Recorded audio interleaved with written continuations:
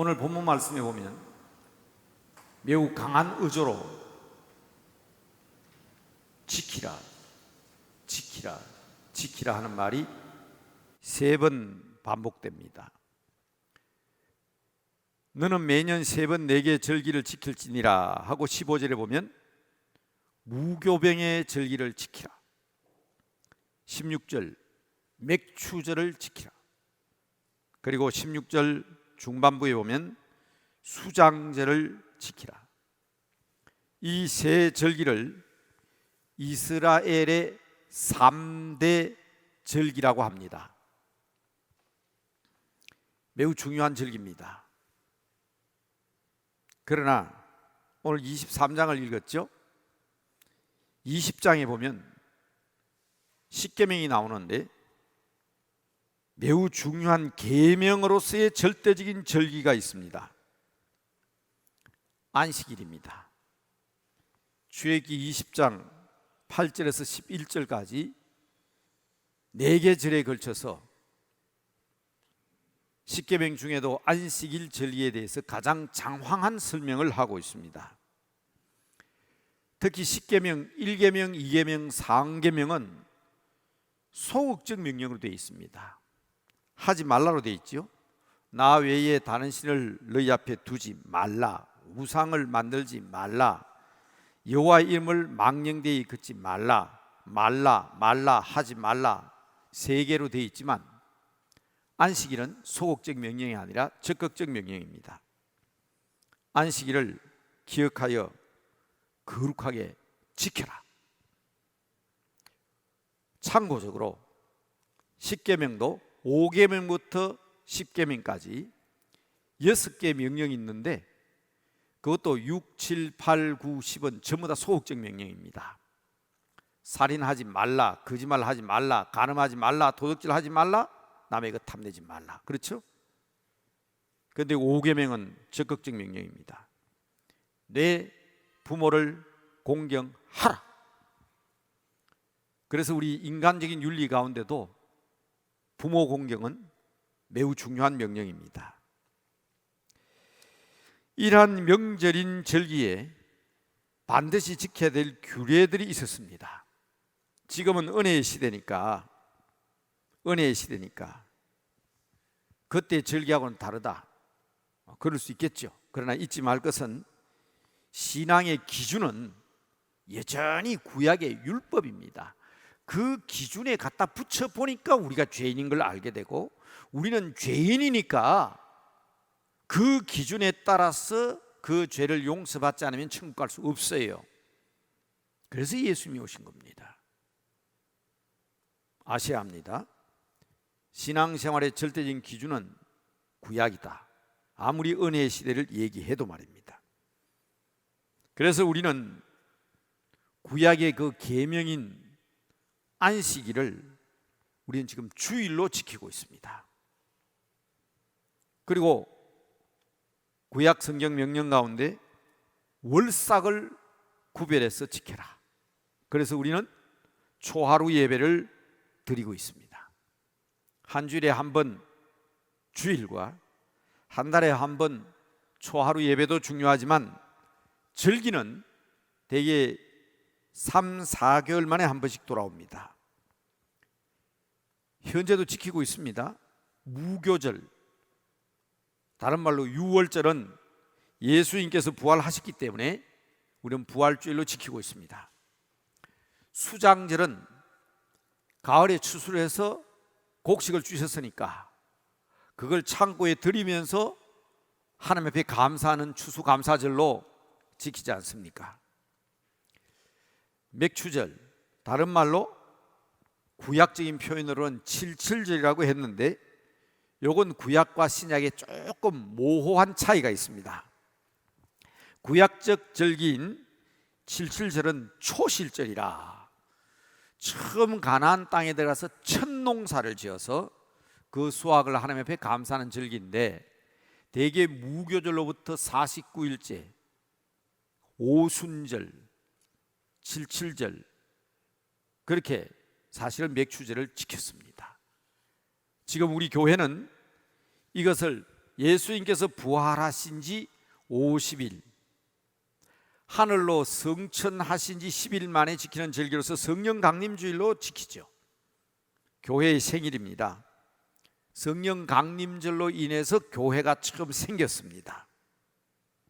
그런데 오늘 본문에도 추수에 대한 두 번의 감사절이 나옵니다마는 하나는 수장절이고 하나는 맥추절인데, 오늘 우리가 지키는 맥추절은 이런 날짜로 계산한 것이 아니고 현대적 의미를 가지고 있습니다. 분명히 구약의 절기 기준은 맥추절을 지키라고 되어 있습니다. 그러나 우리가 지키는 절기 계산은 이와 같은 오순절 절기와 무관하게 1년 중에 지난 6개월에 대해서 감사하면서 후반기에 대한 각오와 다짐으로 지키는 절기입니다. 현대적 의미가 맥추 감사절에는 포함되어 있다, 그렇게 보시면 되겠습니다. 우리 교회는 맥추 감사절이 되면 늘 성찬 예식을 거행하며 지난 6개월 동안 함께 주신 하나님의 은혜도 감사하지만 남은 6개월 동안 주님과 함께 이러한 삶을 살겠습니다 하는 다짐의 예배로 드리곤 했습니다. 시기적으로 보면 맥추절은 성령 강림주일이 맞고, 현대적인 의미로 보면 오늘이 맥추 감사주일입니다. 그러니까 여러분, 무교절은 구원에 대한 감사이고, 수장절은 겨울을 위하여 추수하게 해주신 데 대한 감사이지만, 맥추절은 처음 익은 곡식에 대해서 감사하는 것입니다. 구약의 이 3대 절기를 철저하게 지키라고 말씀하셨는데 공통점이 있습니다. 뭡니까? 전부 다 감사입니다. 애굽에서 종살이하던 이 백성들이 어린 양의 피로 유월절 피를 흘리고 유월절 음식을 먹고 누룩이 없는 떡을 먹었던 무교절을 통해서, 우리로 말하면 부활절을 통해서 하나님 앞에 영광 돌리는 것은 우리를 구원해 주셔서 감사합니다, 그거 아닙니까? 초실절은 처음 농산물을 허락해 주셔서 감사합니다. 수장절은 1년 동안 우리를 지켜주셔서 감사합니다. 다 감사지요. 따지고 보면 모두 감사에 대한 절기입니다. 그래서 말씀드립니다. 첫째, 절기신앙은 생명입니다. 감사가 생명입니다. 오늘 설교 제목이 너희가 절기를 지킬 때는 그랬습니다. 우리가 절기를 지킬 때는 이 절기의 생명인 감사신앙을 가져야 합니다. 흔히 절기신앙을 제사신앙이라고 합니다. 하나님 앞에 예배드리고 제사하는 신앙이죠. 왜 하나님 앞에 왜 그 제사를 지냅니까? 감사의 표현입니다. 경배신앙입니다. 그래서 오늘 본문에 보면 이때는 반드시 하나님께 얼굴을 보여라 그랬습니다. 두 번째로는 빈손으로 나오지 마라, 예물을 들고 나와라, 그렇게 되어 있습니다. 저는 처음 예수를 믿을 때 무슨 교회가 절기만 되면 감사헌금 봉투를 나눠줘요. 우리 교회도 지난주일에 맥주 감사절 헌금 봉투 나누어 드렸죠. 참 이상하게 보였습니다. 저도 옛날에 처음 신앙생활 할 때는 무슨 교회 재정 확보를 위한 방법으로 절기를 만들었나, 저도 그렇게 생각했습니다. 그런데 성경의 기록이요, 구약 시대 때부터 전해오던 또 지켰던 규례입니다. 그런데 저는 오랜 시간이 지난 후에야 절기 때마다 우리가 하나님 앞에 감사함으로 우리에게 복을 주시겠다는 하나님의 은혜이구나. 세상 사람들도 명절이 되면 하늘에 조상들에게 제사 지냈습니다. 제사 지냈어요. 감사의 의미가 포함되어 있습니다.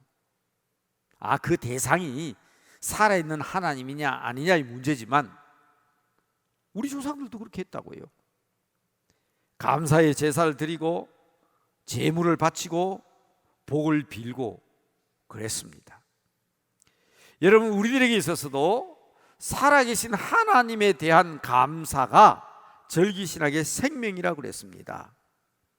그러므로 경배하고 감사하고 복받는 아름다운 절기이기 때문에 아버지 앞에 마음과 정성을 다해서 예물 드리는 것은 당연한 것입니다.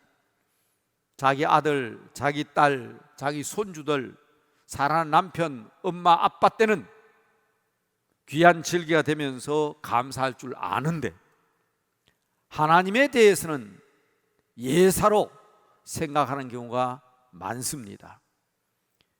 참 이상한 것은 손자를 주신 하나님이 얼마나 감사합니까? 아들과 딸을 주신 하나님은 얼마나 감사합니까? 부모님을 주시고 남편을 주시고 아내를 주시고 얼마나 감사합니까? 그런데 그분들에게는 감사할 줄 알면서 실제로 그것을 주신 하나님께 대해서는 감사가 어떠한 감사를 드리고 있는지를 우리는 한번 생각해 봐야 합니다. 여러분, 혹 오해를 하실까 봐 제가 가능하면 말씀 안 드리려고 애를 많이 쓰지만 보십시오. 그토록 기쁘고 이쁜 손자에게는 세뱃돈으로 5만 원, 10만 원 그렇게 주더라고요. 요새는 그렇다고요. 그런데 하나님 앞에 감사하는 것은 몇천 원 가지고 더해냐, 더해야 되느냐, 덜해야 되느냐, 몇만 원 가지고 더해야 되느냐, 덜해야 되느냐, 그러면서 아지자지하는 사람들 있거든요. 우리 교회는 없는 줄로 알지만 성경은 그런 감사가 아니라고 했습니다. 정말 하나님 앞에 내 마음과 정성을 다해서 감사하는, 예배하는, 경배하는. 그래서 오늘 또 좀 힘들고 어려워도 나는 교회 가서 예배 드려야 되겠다. 집에서 예배 드리지만 즐기니까 정말 우리 가족들이 오늘은 정말 정성을 다해서 한 자리에 앉아서 비록 단말기 앞에, 컴퓨터 앞에, TV 앞에 앉아서 예배 드리지만 정말 참된 예배를 드려야 되겠다. 여러분, 이 신앙, 이 믿음 잊으시면 안 됩니다. 두 번째로는요, 절기신앙은 잔치신앙입니다. 잔치를 벌인다는 것은 기뻐하고 즐거워하며 축제를 즐긴다는 말입니다. 옛날에 잔칫날이 되면요, 이웃까지 지나가는 객들까지도 먹고 살기 힘들 때인데 음식이 빈핍할 때인데도요 다 불러서 즐겼습니다. 신명기 16장 11절 제가 읽어드립니다. 너와 내 자녀와 노비와 내 성중에 있는 레위인과 및 너희 중에 있는 객 손님들과 고아와 과부가 다 함께 내 하나님 여호와께서 자기 이름을 두시려고 택하신 곳에서 내 하나님 여호와 앞에 즐거워할지니라. 이 절기 잔치를 하는 데 대한 말씀입니다. 주보에다 제가 신명기 16장 4절로 적어놨죠. 11절로 고쳐주시기 바랍니다. 지금 우리가 다 모이지 못하지만, 성찬식도 함께 나누지 못하지만, 절기신앙은요 이웃과 함께 온전히 즐거워하고 기뻐하라고 하셨습니다. 그래서 이 절기신앙으로서의 잔치신앙은 여러 가지 방법으로 표현합니다. 절기신앙, 우리 그리스도인이 가져야 될 신앙입니다. 축제의 신앙, 명절의 신앙, 더군다나 나눔의 신앙입니다. 그 중에서도 기쁨의 신앙을 강조합니다. 사도 바울이 성도들의 삶을 통하여 지켜야 될 황금률이 있지 않습니까? 다 외우시죠? 사도 바울의 삶에 대한 황금률. 데살로니가전서 5장 16절에서 18절. 항상 기뻐하라. 쉬지 말고 기도하라. 범사에 감사하라. 바울이 뭐라 그랬습니까? 이게 하나님의 뜻인 동시에 예수 그리스도 안에서 우리가 꼭 지켜야 될 귀한 황금률인데, 그리스도인이 가져야 될 절기신앙은 맥추절이기 때문에, 수장절이기 때문에, 아니면 성령 강림절이기 때문에가 아니라 늘 우리의 삶이 절기신앙이 되어야 됩니다. 거룩한 주일은 말할 것도 없고 언제나 첫 번째 말씀대로 우리 믿는 사람은 늘 감사하라 그랬죠? 사도 바울이 쉬지 말고 기도하고 범사에 감사하라, 항상 기뻐하라. 이게 잔치신앙입니다. 성도들의 삶은 항상 이래야 됩니다. 그러나 정말 중요한 절기신앙은 다짐의 신앙입니다. 명절이 되고 절기가 되면 우리 그리스도인들은 다 하나님 앞에서, 그리고 우리 조상들은 조상들 앞에서 다짐을 했습니다. 이게 절기신앙의 핵심입니다. 설날이다, 추석이다, 즐거운 명절이다, 먹고 즐기자, 거기서 끝났습니까? 세배를 가면 어른들에게 인사하면 뭐라고 그럽니까? 이제부터 새로운 마음으로, 새로운 결심으로. 이 명절신앙, 절기신앙은 다짐의 신앙입니다. 변화된 삶, 새로운 삶을 다짐하고 결심하는 것이 핵심입니다. 구약성경 히스기야서를 읽어보면 히스기야 왕은 개혁의 왕이죠. 훌륭한 왕입니다. 유다의 재건을 위해서 개혁을 단행합니다. 언제요? 역대하 30장 13절 이하에 보면 예루살렘에 모인 무교절 절기 때에 시작합니다.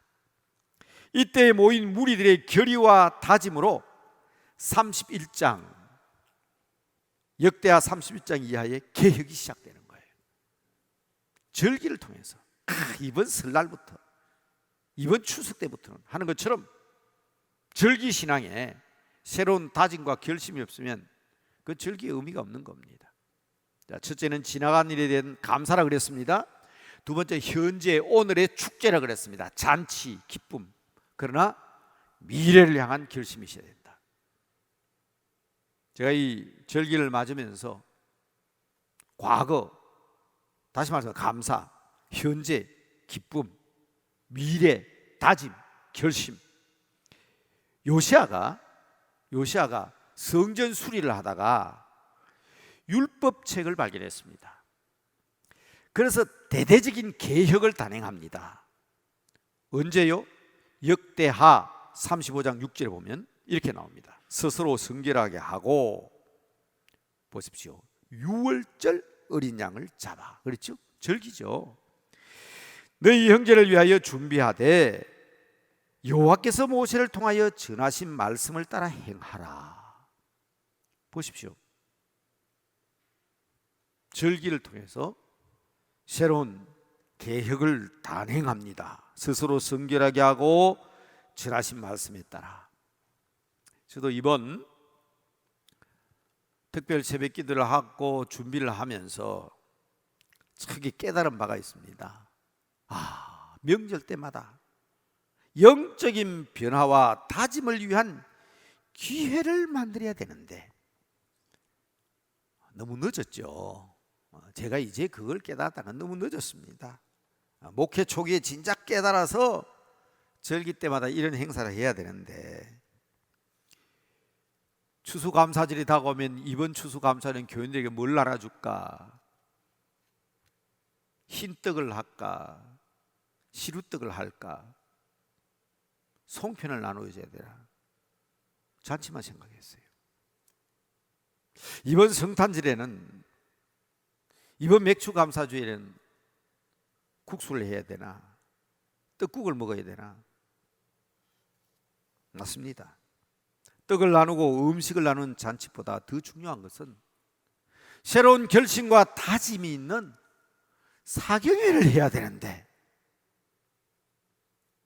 한 열흘 동안 뜨겁게 기도하면서 깨달은 건데, 근데 내가 너무 늦었구나, 이런 생각이 사실 들더라고요.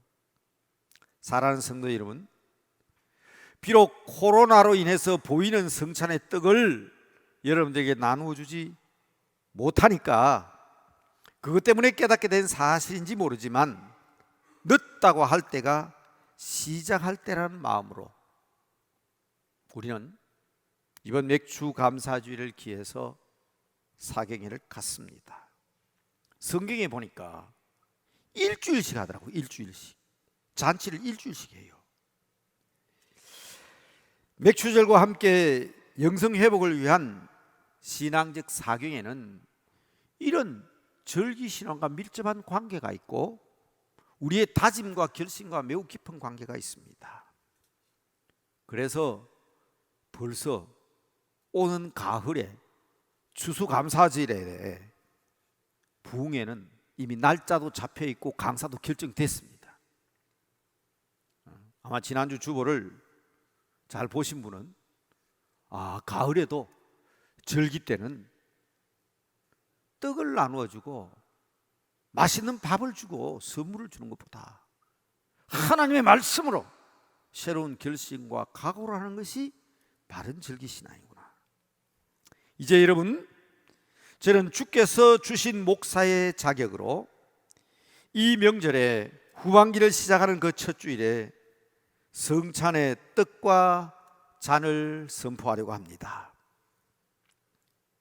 사도 바울이 말씀하신 대로 고린도전서 11장 13절 말씀에 의해서 내가 전한 것은 주께 받은 것이니 곧 주께서 잡히시던 날 밤에 떡을 가지사 축사하시고 떼어주시며 말씀하시기를 이것은 너희를 위한 내 몸이니 이것을 행하여 나를 기념하라 하셨습니다.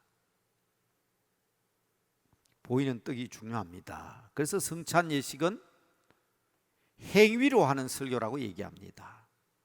그런데 여러분들에게 아까 더 조심해야 된다고 그랬는데 이 떡을 나눠드리지 못하고 이 맥추절에 우리 주님께서 찢어주신 그 살, 우리의 영적인 양식이 되는 귀한 말씀 기억하시기 바랍니다.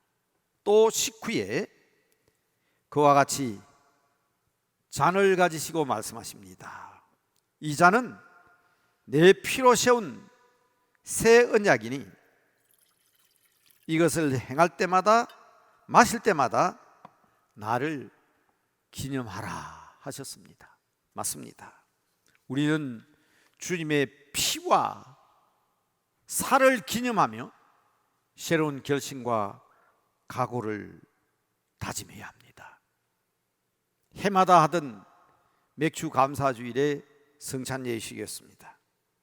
그러나 저는 오늘 이 떡과 이 잔을 여러분들에게 돌리지는 못했으나 사도 바울은 오늘 우리들에게 강력하게 명령합니다. 너희가 이 떡을 먹으며 이 잔을 마실 때마다 그의 죽으심을 그가 오실 때까지 전하는 것이니라. 다시 말씀드립니다. 저는 여러분들을 이 보시는 떡과 잔의 자리에 초청할 수가 없습니다. 그래서 여러분들을 초청합니다. 거목이든 고목이든 우리는 꽃을 피워야 합니다. 거목에 꽃을 피우자. 결심과 다짐, 변화의 길목, 새로운 각오로 새 생활을 위한 다짐의 자리에 여러분들을 초청합니다. 한번 따라 하십시다. 변화의 길목에서 거목의 꽃을 피우자. 영성 회복을 위해서 내일 저녁 다시 만납시다. 할 수만 있다면 현장에서 또 여러분들의 유튜브를 통한 남대모 교회 채널 고정하셔서 정말 이번 맥주 감사주일은 이렇게 어렵고 힘들수록 더욱더 감사가 넘치고 말씀의 잔치 축제가 있고 내일을 향한 결심이 있게 되기를 바랍니다.